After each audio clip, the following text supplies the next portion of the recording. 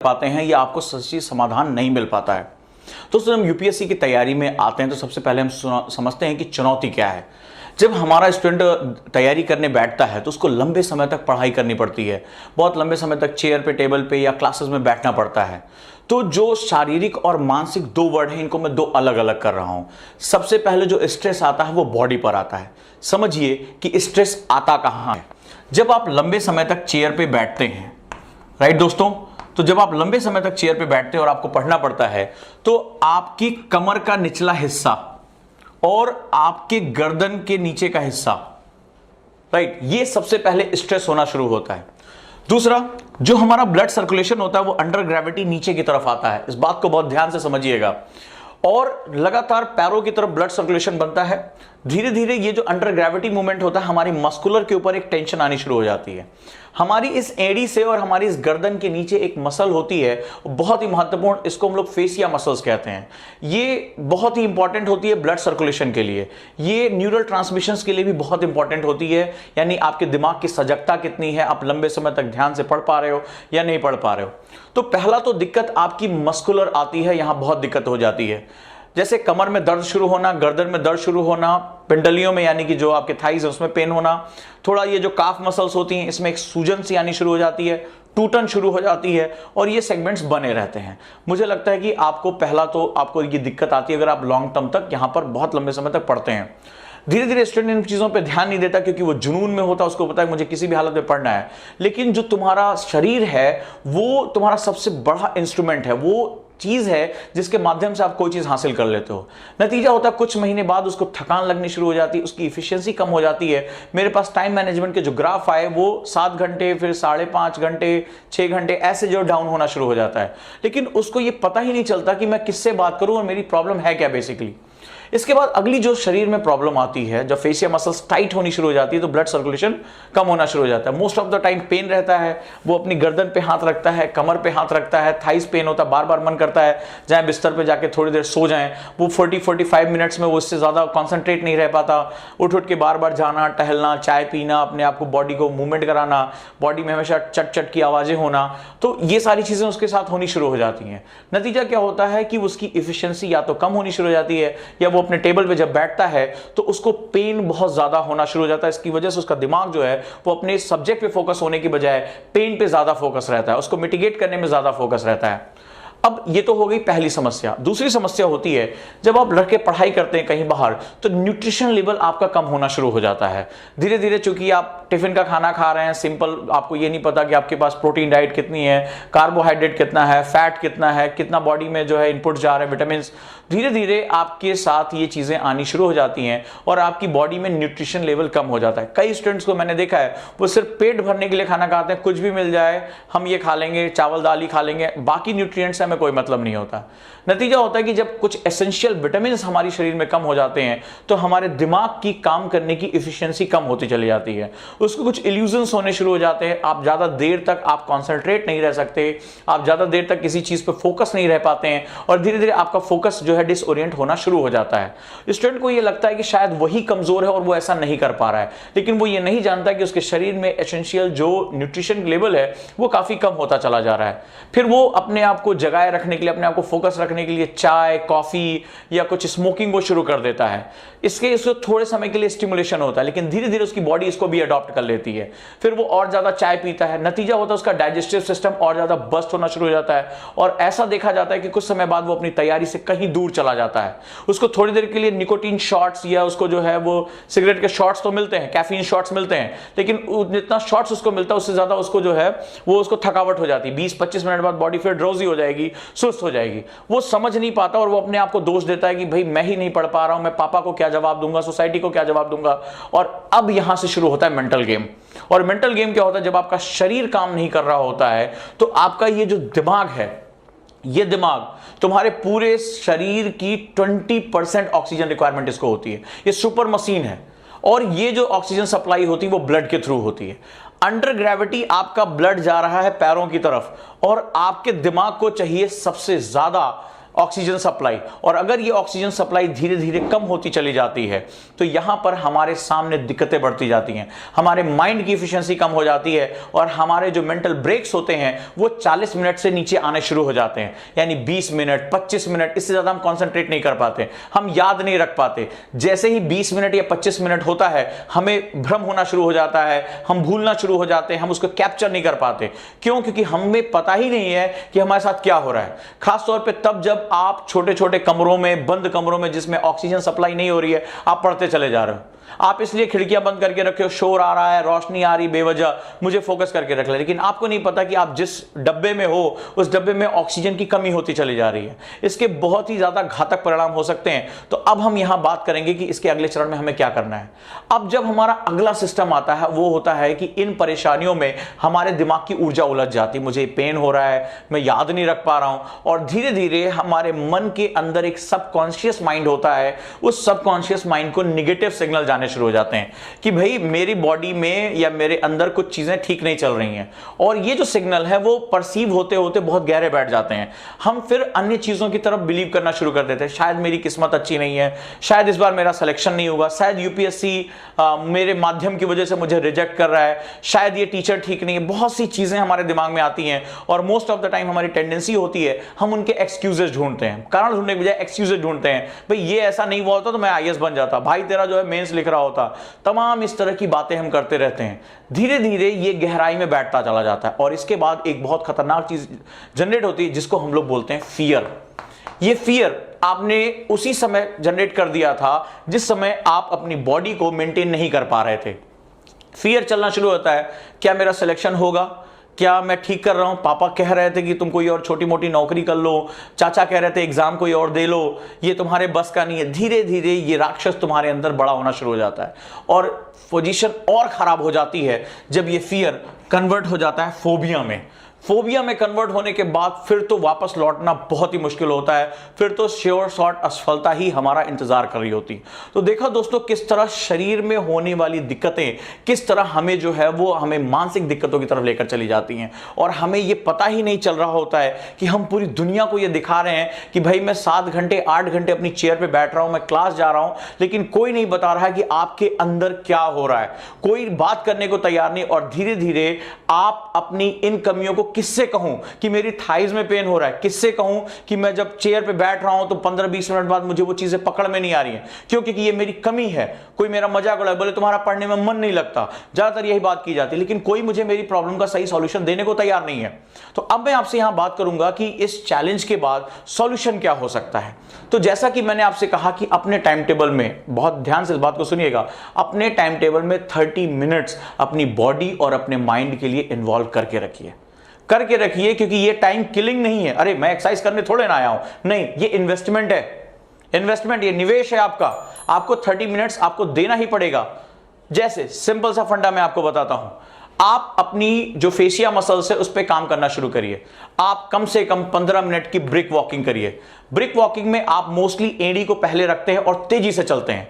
जब आप चल रहे हो तो आप अपने दिमाग को एक बढ़िया से ट्रेनिंग दे सकते हैं। मैं बताता हूं, एक एक्सपेरिमेंट मैंने किया और काफी उस पर सफलता मिली। जब आप चल रहे हो तो आप काउंटिंग करिए, जैसे आपके जो पैर आगे बढ़ रहे हैं तो आप चलना और मेडिटेशन करना आप दोनों एक साथ कर सकते हैं अपना समय बचाने के लिए। आप 15 मिनट पार्क में निकल जाइए, अगर मॉर्निंग में या इवनिंग में आप जा सकते हैं शांत होकर, और कोशिश करिए उस समय आप गाने वाने ना सुने। हम बेवजह जो ईयरफोन लगाते हैं उससे आप दूर रहिए। आप अपने आप को शांत रखिए, आपकी जो सांसों की रिदम है वो आपको सुननी चाहिए। जब आप 1-2 आप पार्क में जा रहे हैं और आप 1 और 2 कदम आपने बढ़ाया तो 1-2, तो आप जब 1-2 कहें, मतलब अपने मन में करें, तो 1-2 करते हुए आपकी इनहेल होनी चाहिए।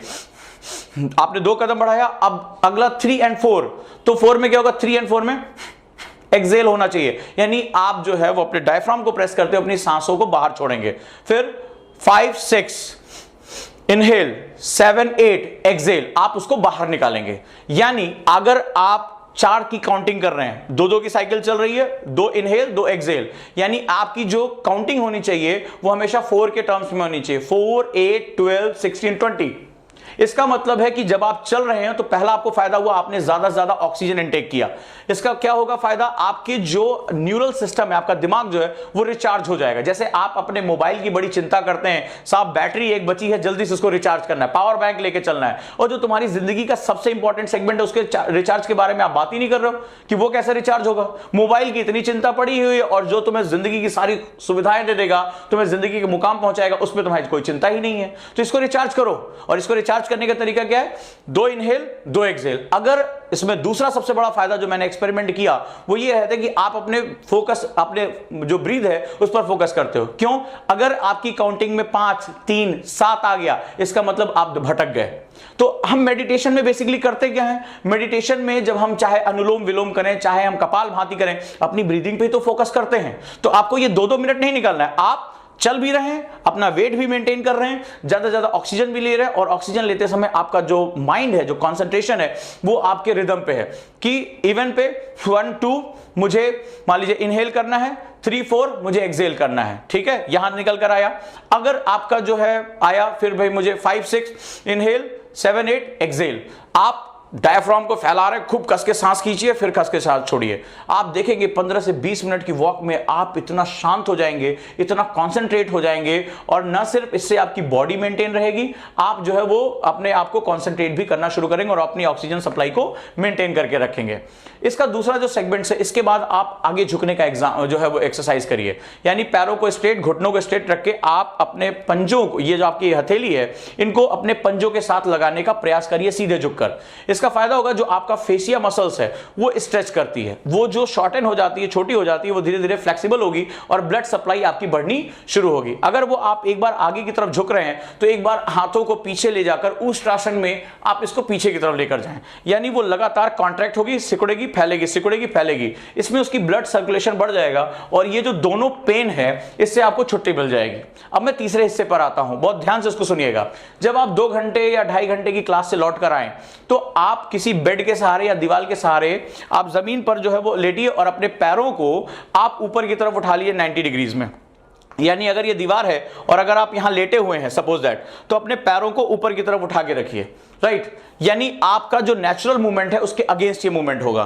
तो सिंपली आपको लेट जाना है। आप जब इस तरह कैटेंगे, आप 5 मिनट के अंदर देखेंगे आपको इतना रिलैक्स महसूस होता है। ये जो ब्लड सप्लाई है नीचे की तरफ जाती है और अगेंस्ट ये जाएगा, और ये क्या होगा, ये ब्लड सप्लाई आपके माइंड की तरफ मूवमेंट करना शुरू होगी।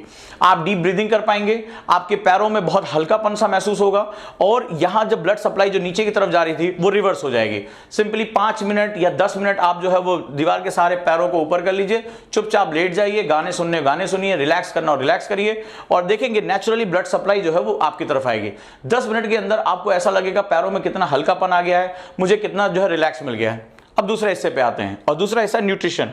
जब आप न्यूट्रिशन के, मैं पहले भी इस बारे में बात कर चुका हूं कि आप कोशिश करिए ओमेगा 3 फैटी एसिड, यानी कि अगर आप फ्लैक्स सीड्स होता है वो ले सकते हैं, बादाम, थोड़े से अखरोट, ये आपको इन्वेस्ट करना पड़ेगा। उसके साथ मूंग और चना, सुबह आप इसको भिगो लीजिए, इसमें कुछ सब्जियां डाल लीजिए जैसे खीरा, ककड़ी, और इसका जो है भोजन करिए। अपने साथ कुछ भिगोए हुए बादाम रखिए, जब आप क्लास में बैठे हों, जब आप लंबी पढ़ाई कर रहे हैं, इनको कुछ बादाम या अखरोट भीगे हुए, ठीक है, भीगे होने की वजह से इनको डाइजेस्ट करने में समय कम लगता है, और आपका जो ब्लड सप्लाई है वो हमेशा दिमाग की तरफ मेंटेन रहता है। आप इनको फाक लीजिए और पानी पीजिए, ज्यादा से ज्यादा पानी पीने का प्रयास करिए और अपने दिमाग को रिलैक्स करके रखिए। इसके साथ साथ आप कोशिश करिए कि 10 से 15 मिनट आप मेडिटेशन पे दे सकें। और यहां मेडिटेशन में ये नहीं है कि मुझे किसी बिंदु पर फोकस करके रखना है, मुझे सांसों पर फोकस करके रखना है, वो मैंने आपको तरीका बता दिया है। वो आप टहलते समय आराम से कर सकते हैं, शांत होकर कर सकते हैं। यहां बेसिकली आपको अपने सबकॉन्शियस माइंड को ट्रेन करना है। करना क्या है, सपोज दैट आप आईएएस ऑफिसर बनना चाहते हैं, तो शांत होकर एक अपने आप को एक सोचिए कि मैं एक ऑफिसर होता तो इस समय मैं कैसा दिखता, कपड़े मेरे कैसे होते, क्या मेरे सामने अगर कोई समस्या लेकर आ रहा है, आप एक इल्यूजन करिए कि मेरे सामने कोई फरियाद लेकर आया, कोई समस्या का समाधान लेकर आया, लेकिन समस्या जटिल है और मैं उसमें इन्वॉल्व हूं, मैं क्या काम कर रहा हूं। ये आपको प्रसन्नता देगा, ये आपके दिमाग के जो हिस्से हैं उनको स्टिमुलेट करेगा। यानी आप धीरे धीरे आप जो है वो कायनात, जो कॉस्मोस है, उससे आप अपने सपनों को मांग रहे हैं। तो धीरे धीरे ये जो इमेज है वो बड़ी शांत होकर आपके दिमाग बैठ जाएगी। आप विजुलाइज कर रहे हैं कि इस समय एक आईएएस ऑफिसर होता, मेरे सामने क्या क्या समस्या है। तो आप जिस क्षेत्र में रह रहे हैं आप उनको धीरे धीरे स्क्रूटनाइज करना शुरू करिए।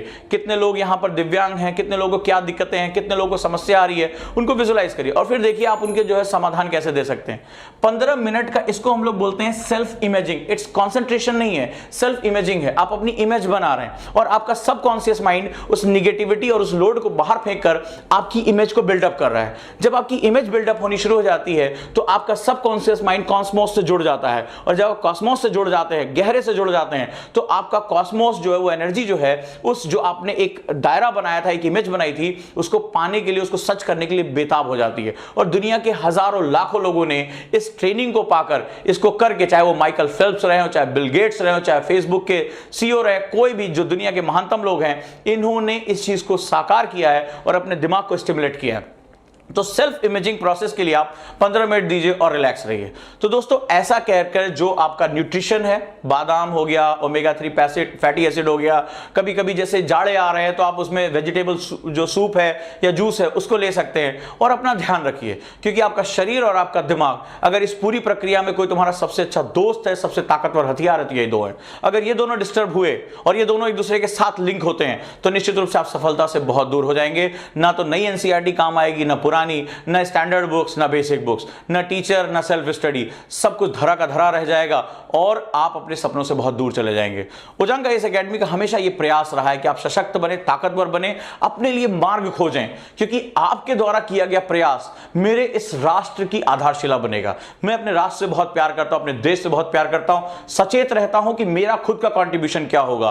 तो मैं ये चाहता हूं कि मेरा स्टूडेंट भी हमेशा इसी ज्वलंत मुद्दे के साथ अवेयर रहे, इस समाज से मांगे नहीं, क्योंकि हम भिखारी नहीं हैं, हम इस 21वीं सदी के युवा हैं, हम इस देश को कुछ दे सकते हैं, हमारे अंदर शक्ति है, हम ईश्वर का वरदान है।